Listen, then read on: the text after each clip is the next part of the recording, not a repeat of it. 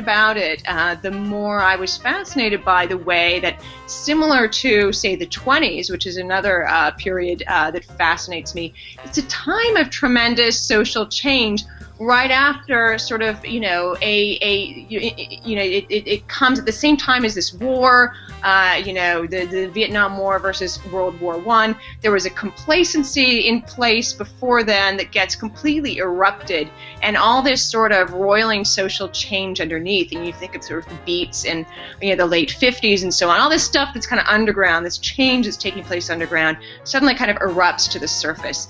And particularly 1964, where you're just Vivian and Violet Grant calls it a swirling slack tide. You're right in between the old and the new, and that's where, as an author, you just that friction between past and present, and between tradition and modernism. To me, that's just such fertile ground for fiction.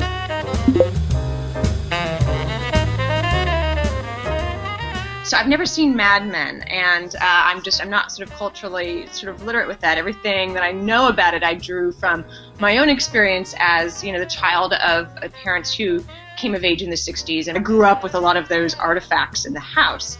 But I never intended to write about that. I think of myself as a historical fiction writer, and the 60s just seemed a little too modern. But when I wrote Violet Grant, I wanted, there's an artifact, speaking of artifacts, gets returned to this family from an incident that happens in 1914. It's a suitcase.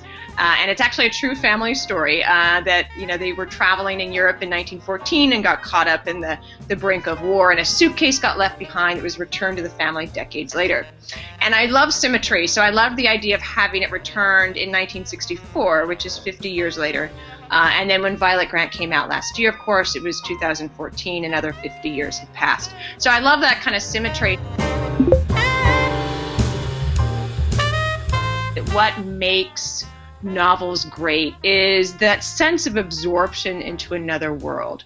And I don't care if you're writing, very, very commercial fiction, very, very literary fiction, anything in between. Your readers need to feel as if this world that you're creating, this world that they're reading about, is real. And to me, that is the most important thing, and particularly in a summer read where we really, truly are trying to get to a different place.